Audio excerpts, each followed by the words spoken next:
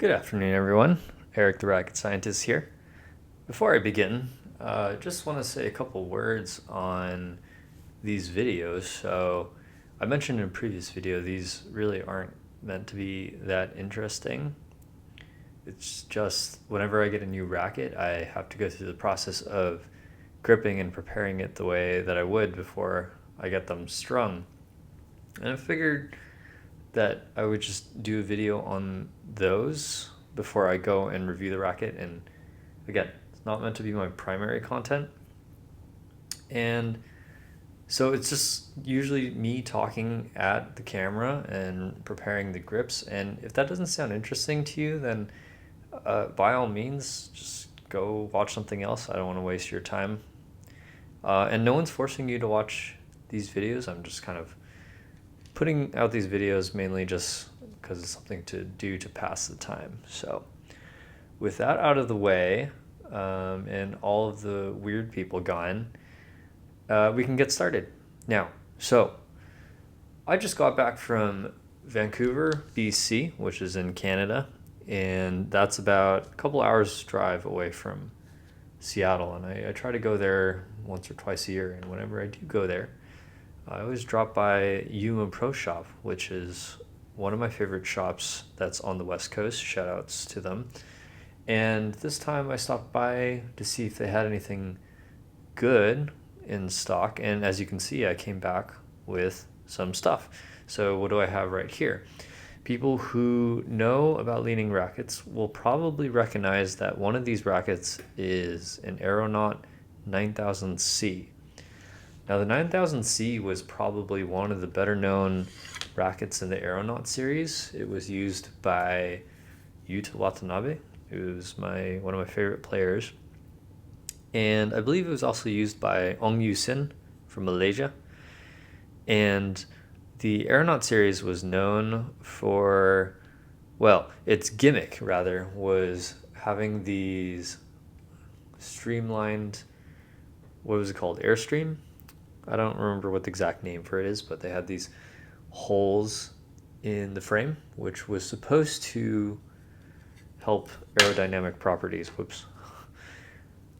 Although I highly doubt it actually helped towards that end. If you know anything about aerodynamics and things like attached flow and whatever, having an air channel this narrow, the amount of airflow that would come through it would be relatively negligible, and in general this whole idea would create a lot of turbulence as well. So I don't think that it would actually end up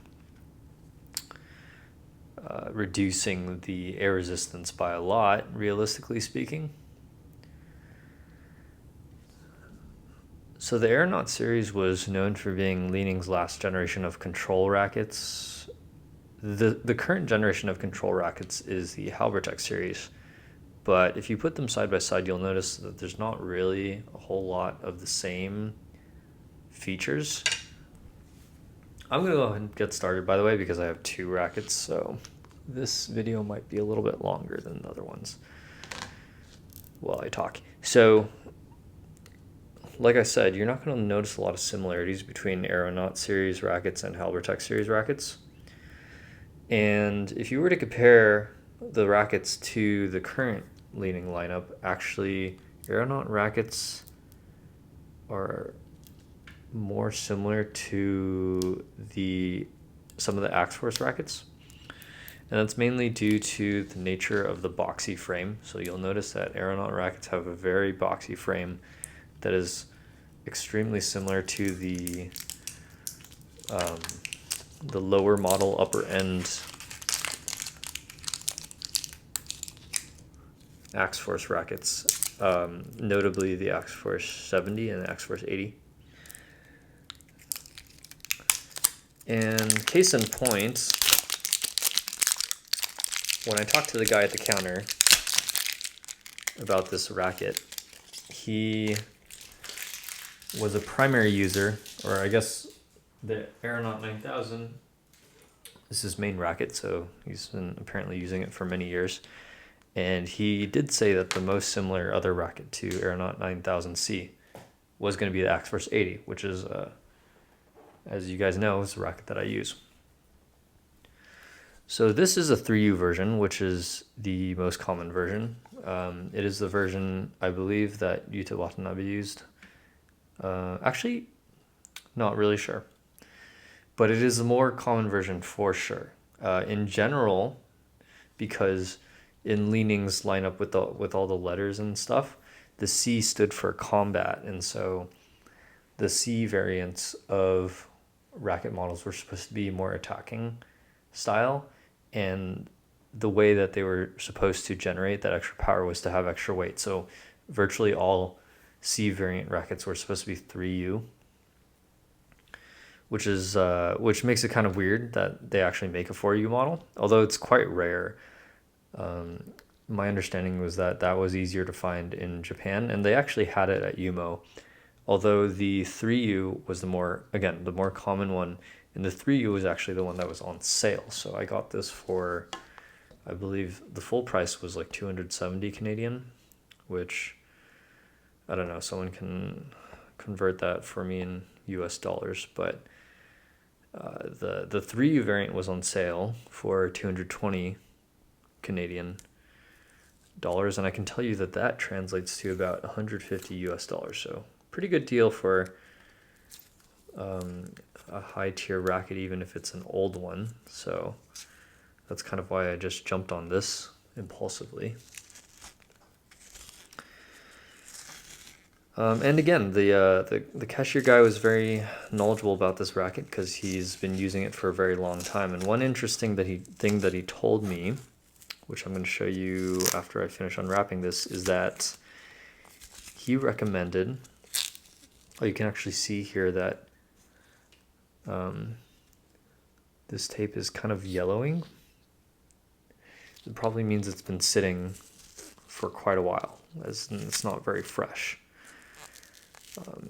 And again, because this is essentially a discontinued racket, it's probably been sitting in a warehouse somewhere, which is why the adhesive tape is kind of like that. But I hope that means that will be easier for me to clean off this grip. That would be nice, wouldn't it?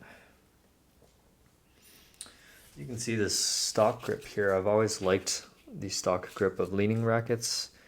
I think I showed you an Axforce 81, but you can see there's like a design on this that's pretty cool.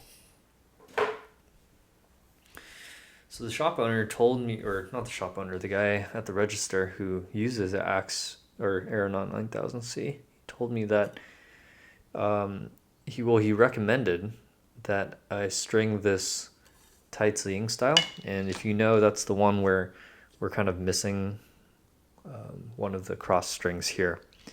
And the reason is because with a normal stringing method, the knot would be on this grommet, which you can see actually is above one of those Airstream bridges. He said that doing that is kind of would compromise the structural integrity of the frame potentially. And he said that it could cause it to crack in some situations. So doing the tights Li-Ning style actually moves that knot up one grommet hole to the solid frame, and that's what he recommended. So that will be my first time trying out that style of stringing, so it's going to be a bit of an interesting experiment in two ways. So I'm looking forward to that, and looks like this won't be such an easy task actually. I was hoping that since the tape came off easily, it would be easy to clean off this handle, but actually it's very sticky. There's a ton of residue, and I think we're gonna have to do a significant amount of Goo Gone here, so very cursed video incoming. I really don't like using the Goo Gone just because it kind of soaks into the wood, but sometimes it's a necessary evil, especially when you get something that's in this condition. And you do have to admit that it's the faster option. So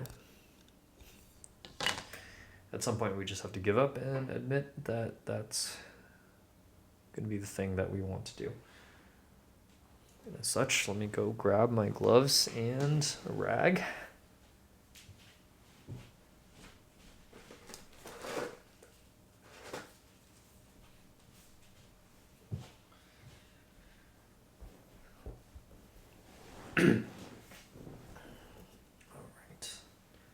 So you're probably wondering, if this is an Aeronaut 9000C, then what is this other racket that I have here, which, by the way, looks extremely similar to the 9000C. So when I was at the shop, the guy brought this racket over, and it was completely unprompted too, by the way. I was interested in buying this racket, and he was like, do you know what...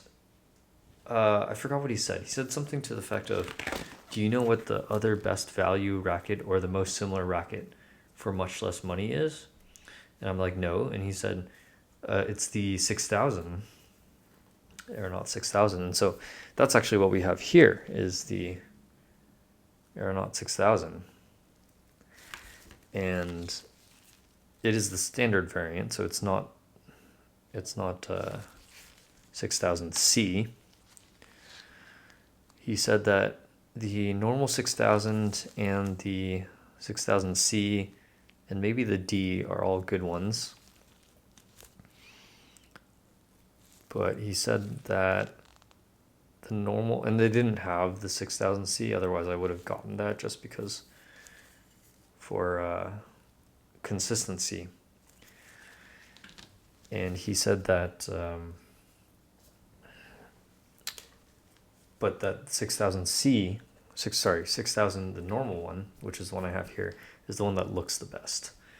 And as you can see, it's actually a pretty cool, similar, but I guess I would describe it as similar but alternate style. As you can see that there's very similar designs on the T-joints and across the top of the frame, some similar but contrasting colors. And you would almost think that these would be twin rackets. I'm still a little curious as to what the 6000C would have been like, but I think that it would have just been similar, but maybe a 3U, right? So just a couple grams heavier. So I'm not too bummed about that. And the reason why I was so willing to pick it up was... well, he asked me to guess. He was like, he brought it to me and he was like, hey, I want you to like guess the price on this thing. He's like, it's very similar to 9000C, but I want you to guess how much this cost. And I was like, okay, maybe like $100 US, which is like, I don't know, 130 Canadian maybe. Not super sure. And he's the and remember that the 9000 is cost me $150 US. And well, I did the math, and the 6000 here, it came out to a measly $80 US, 80. And I was like, wow, that's very impressive. And if you're getting a racket that performs similarly to the 9000C, then that's quite a steal. That's like half the price. You could buy double the amount. And so I heard that, and I was like, okay, well, you know, that's basically free, so I might as well just pick that up too. By the way, for those of you who are trying to save money or have good spending habits, that is a joke. I don't want you going and buying things just because the price tag is that low. It's just a meme to me. That's just something I've been saying because most of you know that good rackets will cost, you know, close to or more than $200. And so the joke is that if you can find a good racket for brand new and like below $160, then, you know, quote unquote, basically free. And it's very dangerous when your friends travel to Asia often. Like when I got back from my trip last night, a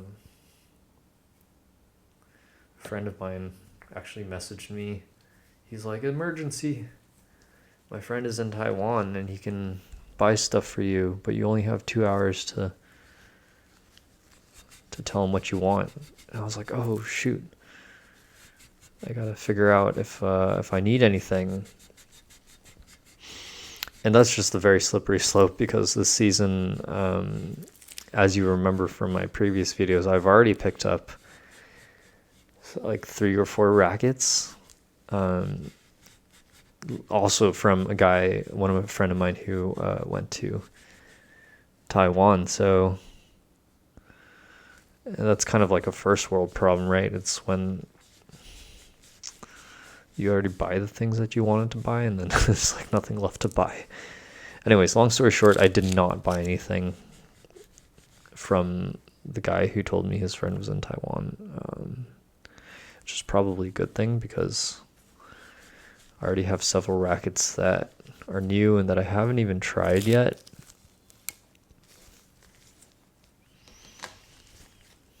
Including the ones previously featured.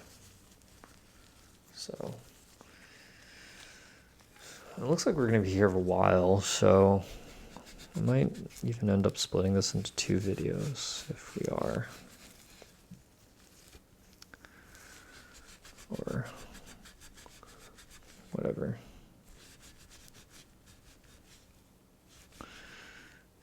And so again, we have a sticker here which I think has a manufacturing month, and if this is indeed the manufacturing month, then this says, okay, I need to mute that stupid computer. Oop. If indeed this is the manufacturing month and year, then that means this racket was produced in 2015, so that's almost 10 years old. Which makes sense, because that's kind of around when the aeronauts were being produced. Good, I guess.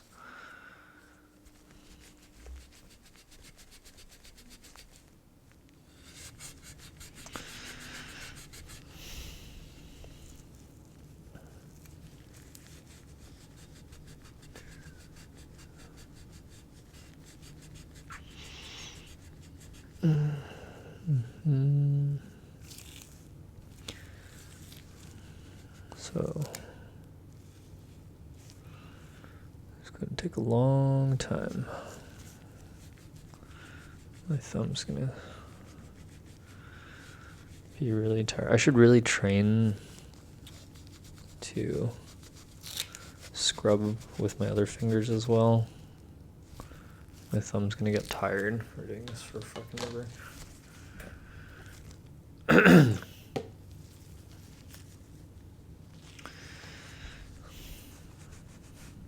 guess I could do this. Let's probably more convenient. So, how's everyone's holidays going? Mine has been pretty nice, like I said. Took a trip to Vancouver, a lot of eating.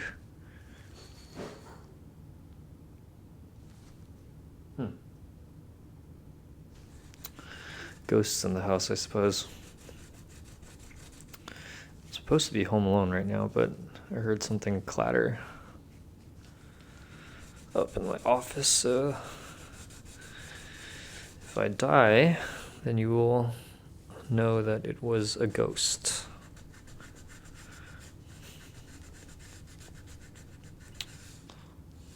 That's great.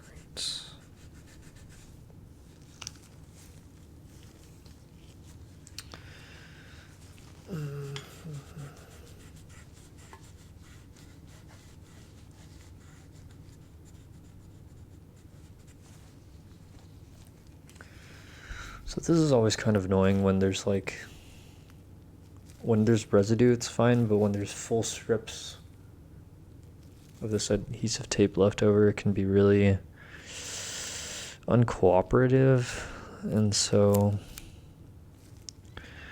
we're kind of stuck in this limbo here where I can try to peel and scrape it off, but it's not going to get all of it.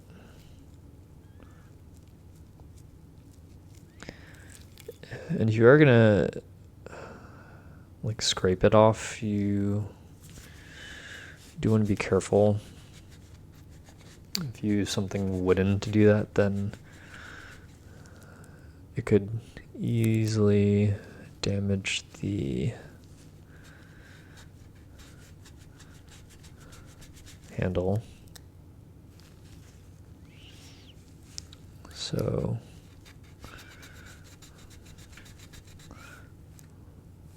honestly speaking, using your fingernail is probably the best bet, but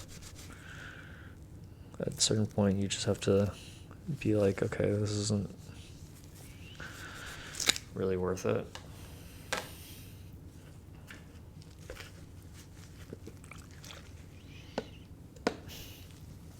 I think in general, the more rough of a cloth you use, the better. So it could be that I need to get a more rough cloth. So some of you are going to have microfiber cloths, and it's going to be fine for removing residue, but if you're really trying to scrape the shit off, it's not going to work because it's too soft and there's no friction. So you can't see it, but what I'm doing is I'm actually using my fingernail under the cloth to do more of a scraping action, and we're getting varying levels of success here. I'm going to see if I have more of a rough cloth, so we're going to cut the video. Okay, so I found probably what is a more rough cloth. Don't know how well you can see that. It's a little big though. As you can see, it's already dirty as fuck, so I'm just going to cut a square off of this to make it easier to work with. We'll do that off camera. We'll see if we need more of that eventually. But okay, let's see if this cloth works a little bit better. Move that over here.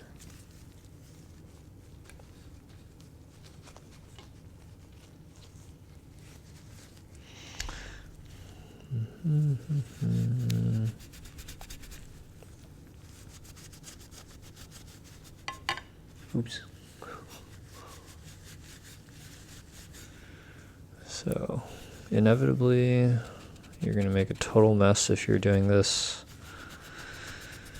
So, oh yeah, okay. Made some progress here.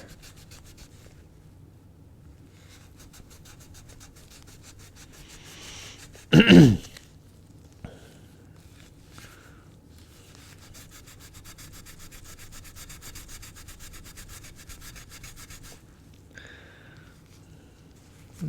not really looking forward to having to do this twice. Yeah, these old school Li-Ning rackets, man. These ones are definitely the worst to do the grip maintenance on.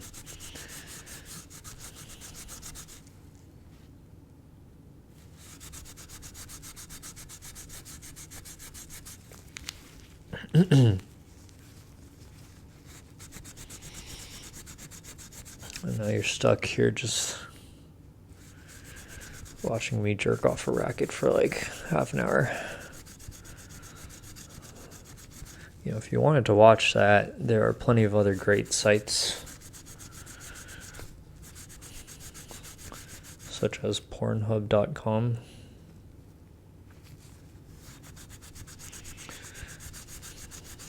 I'm sure there's a lot of racket cleaning videos there. I'm happy to report we are making better progress with this cloth.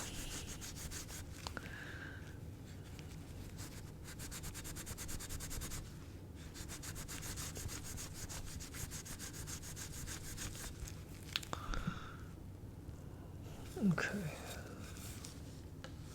A little more. It's probably gonna take another several minutes still. Oh shit. We're okay. We're just gonna happy accents. Pretend that didn't happen.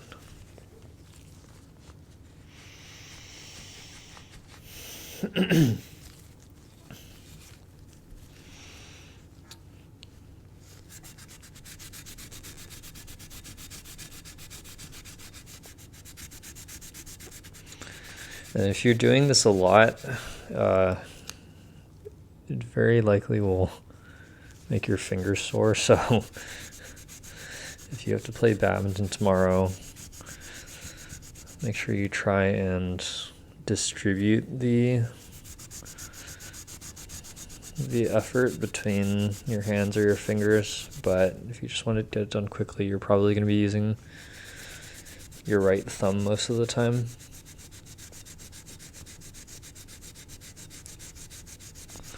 Which is going to get very sore from all this scrubbing.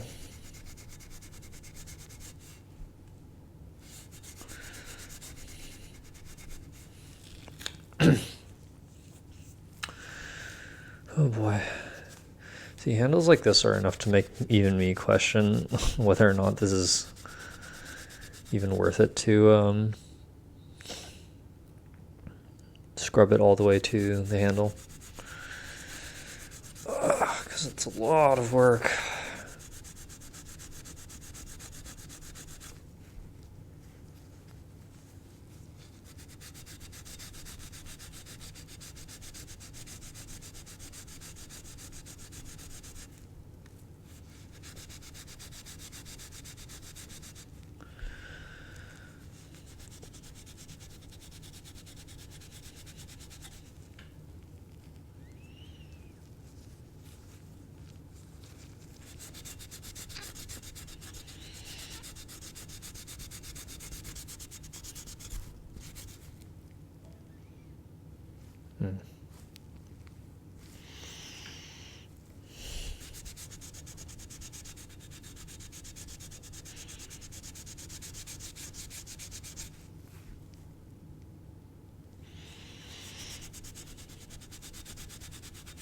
So I'm just going bezel by bezel, and I've gone over a little more than half of the handle on the first pass. And first pass meaning, yeah, I haven't scrubbed off all of it, but I've gotten most of the gunk off. You can kind of see there's like a lot of particles now. You can see actually on the towel too, maybe. You can see that a lot of the actual tape is coming off, which is good. It's really gross. Oops.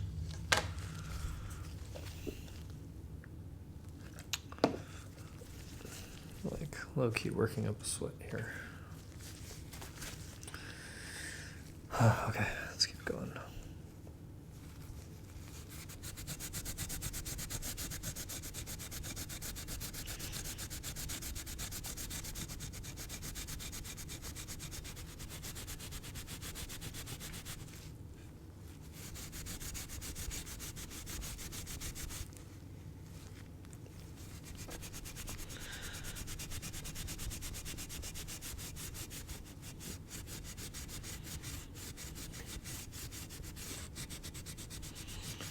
You know, you'll know from my other videos that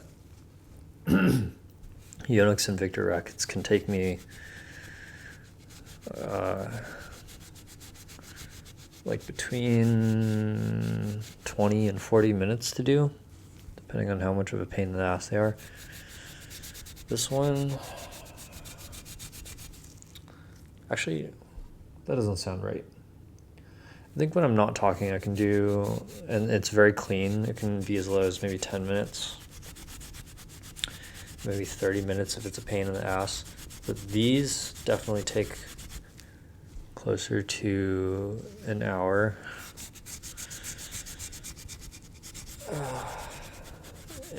is just very annoying. But we're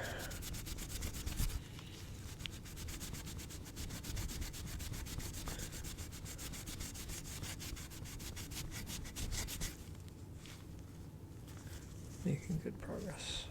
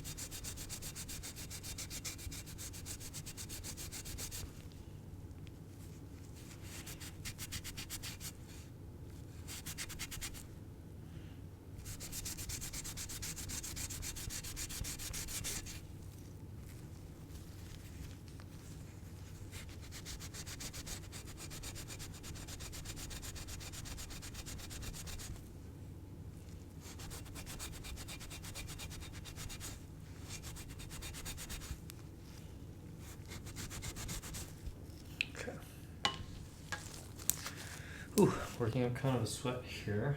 Take off my sweater.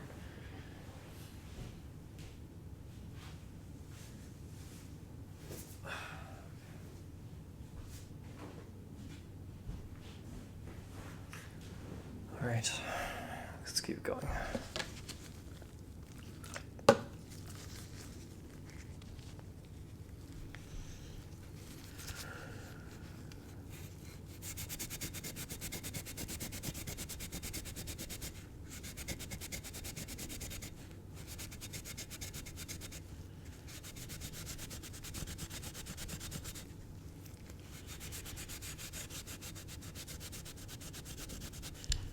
You know, there are some shops out there that actually offer to take off your original grip and put on an overgrip. And we always wonder, like, to what extent they go to. I can't imagine they spend a whole damn hour on this shit, so they probably, like, leave the tape on. I don't know.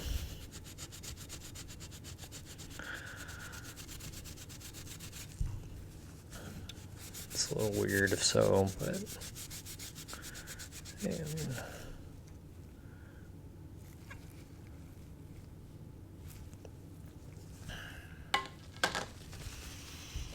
all right.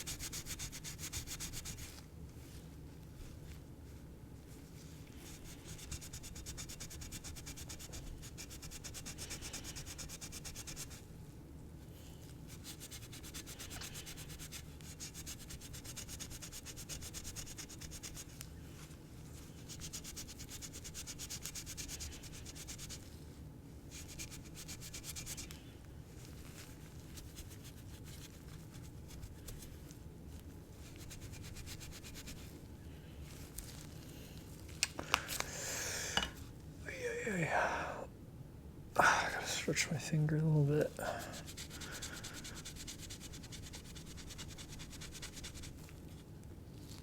Getting pretty close. I got the bulk of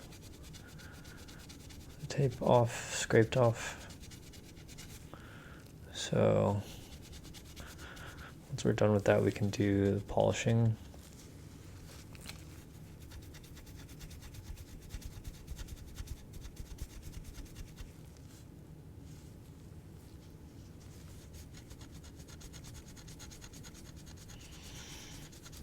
Okay. Yeah.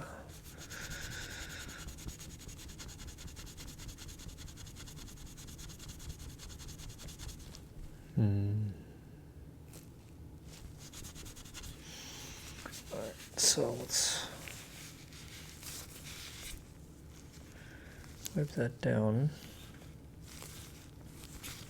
Okay, we still have a little bit left towards the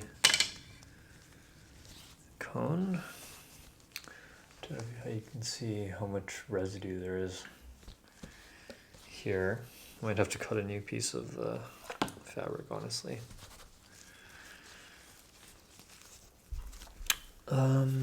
Yeah, I don't know, builds character. I will say that spending this much time just to grip the damn racket makes you appreciate it that much more. Like every time you hold it in your hand,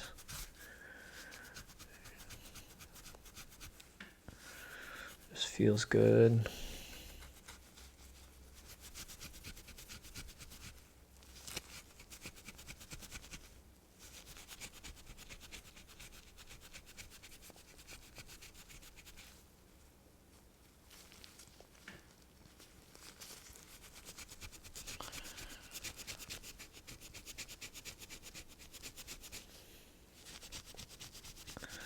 Maybe I should do karaoke during the silence portions.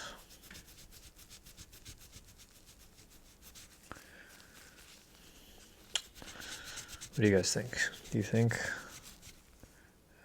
I'm someone who's good at singing or awful at singing?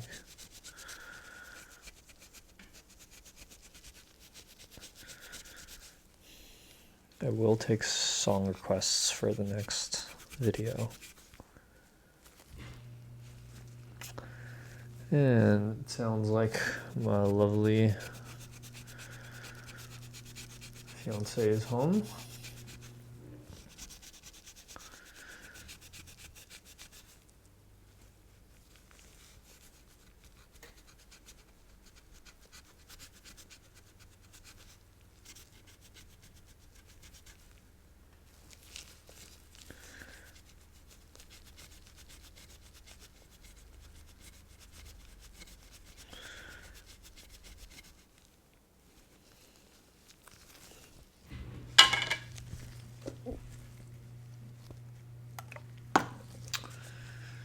All right, we're in the home stretch here. Come on. No quitters.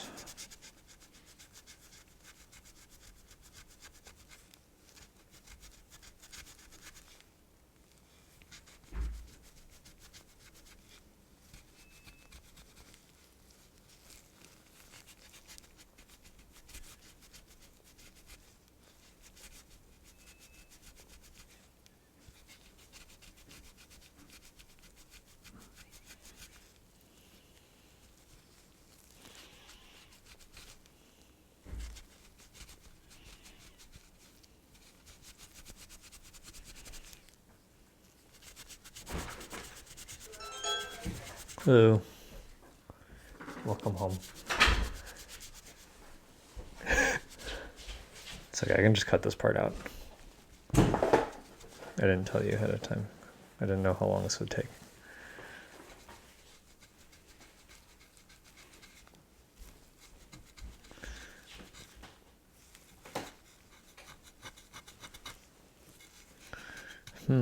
Sounds like there's something scurrying around the kitchen. What could that be?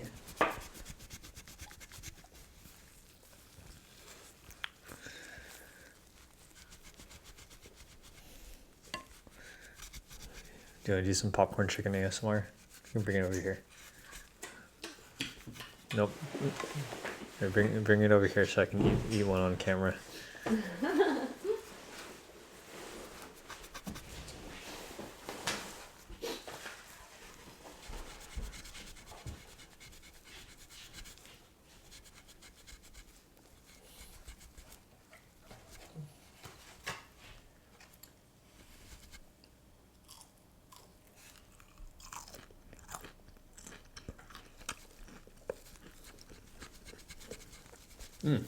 Delicious. This was turned from racket ASMR to a mukbang video. But honestly, if you're just watching this for background noise, it's probably all the same. That being said, we're gonna take a break for lunch, so. All right, welcome back everyone. Whew, nothing quite motivational like having lunch with some popcorn chicken. Delicious stuff. And we are very close to being done with this guy, so I'll just finish off the job. We can finally move on to the next stage of gripping it, so that would be nice, wouldn't it?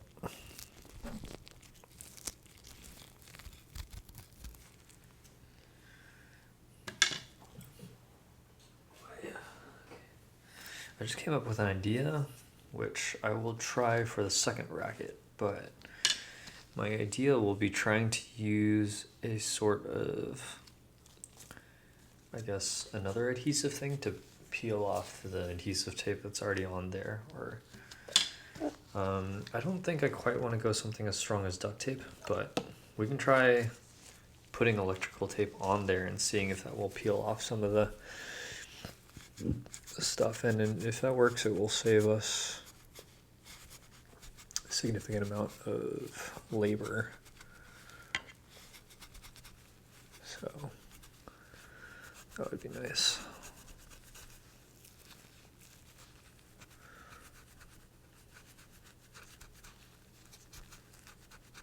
I think I mentioned earlier that I did get this 3U version of this 9000C, and but the guy at the desk told me that for 3U it's on the light side because he said it's 89 grams.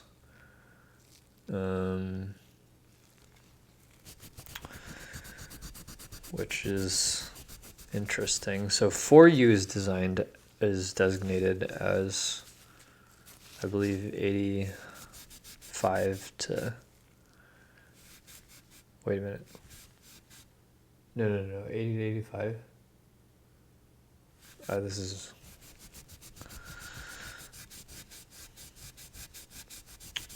we're gonna cut that part.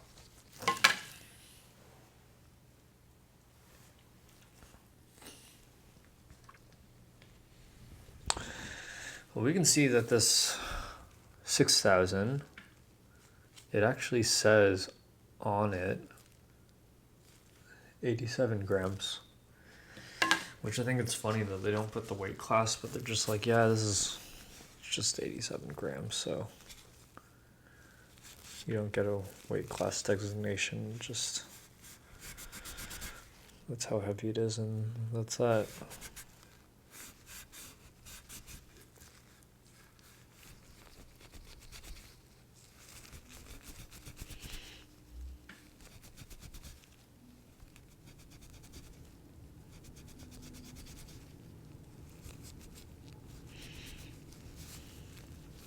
Okay.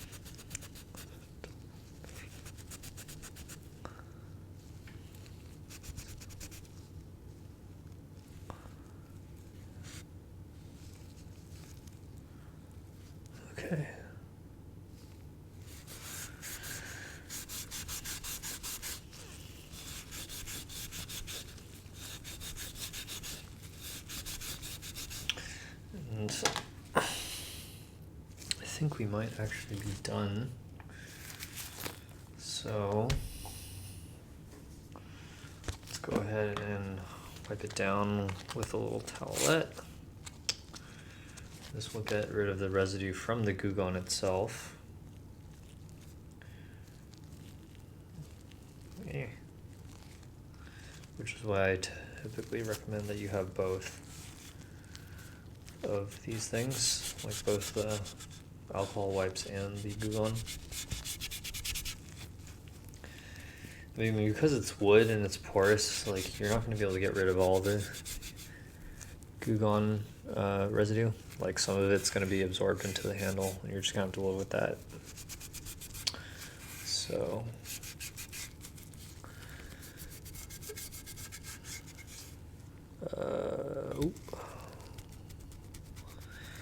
there's a little bit of stuff left down there.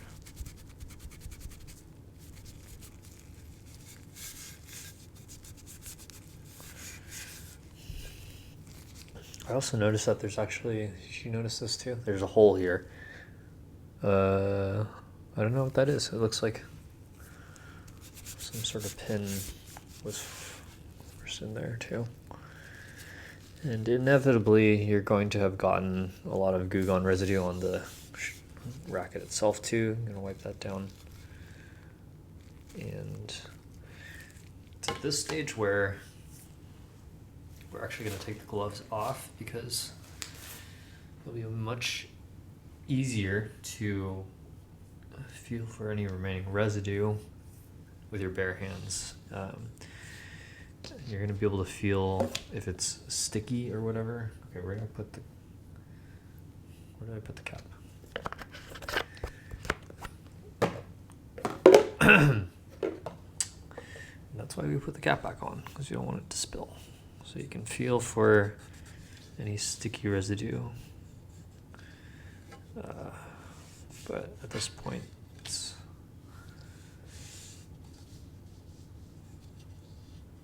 mostly good.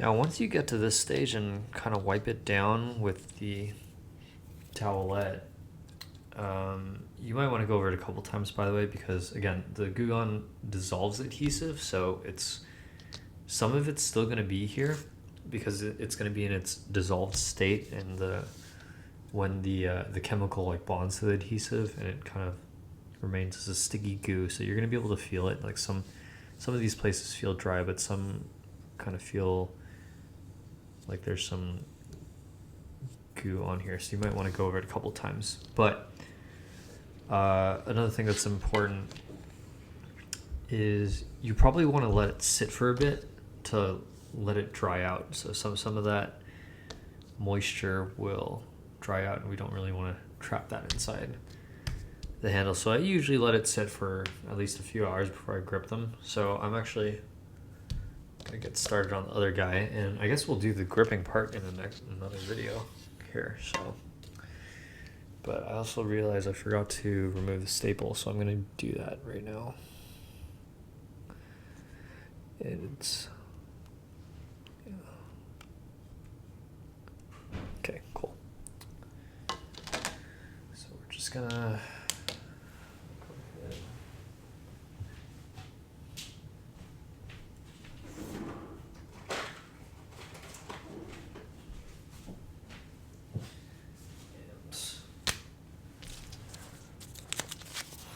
wipe this down some more. We'll be good to go.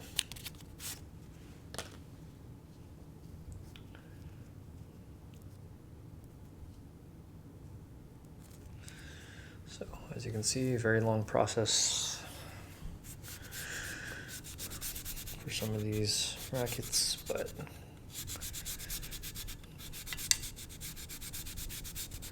just kind of the price you have to pay. All right, finally, we're done with one.